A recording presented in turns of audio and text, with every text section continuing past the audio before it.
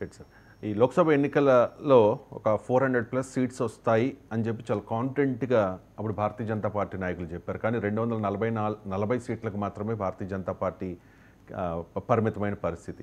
ఆ తర్వాత జరిగిన కీలక రాష్ట్రాల ఎన్నికల్లో ఫర్ ఎగ్జాంపుల్ హర్యానా అవ్వచ్చు, ఆ తర్వాత మహారాష్ట్ర, ఇప్పుడేమో ఢిల్లీ. ఈ ఎన్నికల్లో భారతీయ జనతా పార్టీ ఒక రేంజ్లో ఫలితాలని చూసాం సార్. అంటే బాగా పుంజుకుంది. అంటే ఈ ఎఫెక్ట్ దేశ రాజకీయాల మీద అంటే భారతీయ జనతా పార్టీ బాగా పుంజుకుంటుంది సార్ ఈ మధ్య జరిగిన రాష్ట్రాల్లో, ఎన్నికలు జరిగిన రాష్ట్రాల్లో. అంటే మీ ప్రశ్న ఏంటంటే పుంజుకుంటున్న మాట నిజమే కదా, దాంట్లో అనుమానమే. అంటే ప్రతిపక్షం వీక్ అయిపోతుంది. అలా రాజకీయాలు డైనమిక్గా ఉంటాయండి, స్టాటిక్గా ఉండవు, ఎప్పుడు ఒకే రకంగా ఉండవు.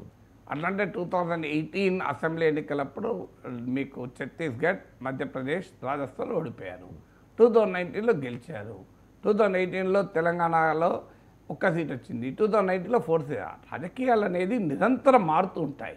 సో ఎప్పుడు ఒకే రకంగా ఒక ఎన్నిక పైన ప్రభావం, ఢిల్లీలో జరిగిన ఎన్నికగా 29 వరకు రాజకీయాలు ప్రభావితం చేయదు. మీకు ఇప్పుడు మహారాష్ట్రలో ఎన్డీఏ 17 సీట్స్ గెలుచుకుంది 2024లో. 25లో మళ్ళీ అసెంబ్లీ ఎన్నికల్లో గెలిచారు. ఇప్పుడు ఇది continuous process. Politics are always dynamic, they are not static.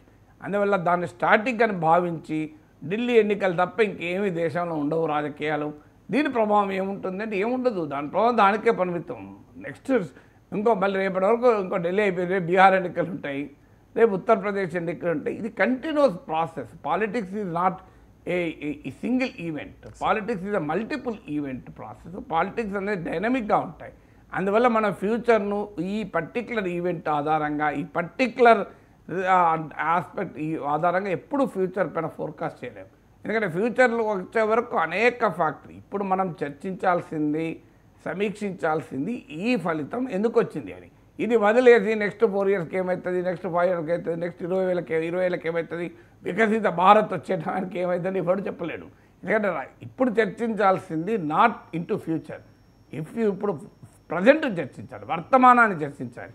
ఈ వర్తమానంలో ఈ పరిణామాలకు కారణం ఏంటి అనేది ఆలోచించాలి తప్ప ఈ వర్తమానం ఆధారంగా భవిష్యత్తు మొత్తాన్ని జ్యోతిష్యం చెప్పామంటే రాజకీయ విశ్లేషణ సాధ్యం కాదు. ఎందుకు సాధ్యం కాదు అంటే రాజకీయాలు డైనమిక్గా ఉంటాయి, రాజకీయాలు మల్టిపుల్ ఈవెంట్స్ పైన ఆధారపడి ఉంటాయి, రాజకీయాలు స్టాటిక్గా ఉండవు. స్టాటిక్గా ఉంటే మీరు అన్నట్లు ఇవాళ ఫలితాన్ని ఆధారంగా 5 ఏళ్ల వరకు రాజకీయాలు ఎలా ఉంటాయో చెప్పచ్చు. ఈ 5 ఏళ్ల వరకు ఏం జరుగుతుందో చెప్పలేం కదా. మీకు అల్టిమేట్గా రేపు ఇప్పుడు మనిషి జీవితం తీసుకుందాం. ఇవాళ నేను ఒక వస్తువు తిన్నాను, నాకు మంచిగా ఆరోగ్యంగా ఉన్నా, ఏమీ పడలేదు. ఇది తిన్నావు కనుక నెక్స్ట్ 3 నెలల పాటు నీ ఆరోగ్యం ఎలా ఉంటుంది అని నన్ను అడిగితే ఎట్లా చెప్పగలుగుతానండి? ఈ లోపల నాకు పడని వస్తువు ఏమైనా తింటే వామిటింగ్ అవుతుంది. అందువల్ల నేను ఇవాళ తిన్న వస్తువు ఆధారంగా నా 3 నెలల జీవితం ఉంటుందా? నేను ఇవాళ అసలు ఉపవాసం ఉన్నా, షుగర్ టెస్ట్ మార్నింగ్ తీసుకోండి, షుగర్ నార్మల్ ఉంటుంది. ఇప్పుడు మీరు షుగర్ ఇవాళ వచ్చిన ఈ నార్మల్ ఉన్న షుగర్ రీడింగ్స్ నెక్స్ట్ 3 మంత్స్ వరకు కూడా ఉంటాయా అన్నడుకో, ఆన్సర్ లేదు. రేపు నెక్స్ట్ 1 వీక్ తర్వాత నా అడుగులో సీట్లు తిన్నానుకో, నా షుగర్ లెవెల్ పెరుగుతుంది. అందుకే నా ఫాస్టింగ్ షుగర్ వల్ల డయాబెటిక్ తేలదు. మీకు HbA1c టెస్ట్ చేసుకొని 3 నెలల షుగర్ అని ఎందుకు చెప్తారు? ఎందుకంటే నీవు మారిపోతుంది. ఎందుకంటే నీ బాడీలో షుగర్ లెవెల్ ఇది multiple event, it is a dynamic process. ఇవాళ తీసుకున్న ఆహారం ఆధారంగా 3 నెలలు 6 నెలలు నీ షుగర్ లెవెల్స్ కంట్రోల్ కావు. ఇవాళ తీసుకున్న ఆహారం ద్వారా ఇవాళ షుగర్ లెవెల్ ఉంటుంది. నీ 3 నెలల షుగర్ లెవెల్స్ మనం చెప్పలేము, ఎందుకంటే ఇట్స్ అ డైనమిక్ ప్రాసెస్. అలాగే ఎలక్షన్స్ కూడా, ఎందుకు ఈ సింపుల్ ఎగ్జాంపుల్ ఇస్తున్నా అంటే ఎలక్షన్స్ పాలిటిక్స్ కూడా అలాంటివి. It's a dynamic process, multiple event, it's not a single event. అందుకే మనం ఢిల్లీ ఎన్నికల్ని ఇంకా ఈకి పీకి 5 ఏళ్ల వరకు మనం అంచనాలు వేసుకుంటూ పోతే ఏమీ తెలియదు, ఎవడు చెప్పలేడు. ఇప్పుడు వర్తమానంలో ఈ పరిణామాలకు కారణం ఏంటి అనేది మాత్రమే మనం విశ్లేషించగలం. అంటే మేజర్గా ఈ అంటే లిక్కర్ స్కామ్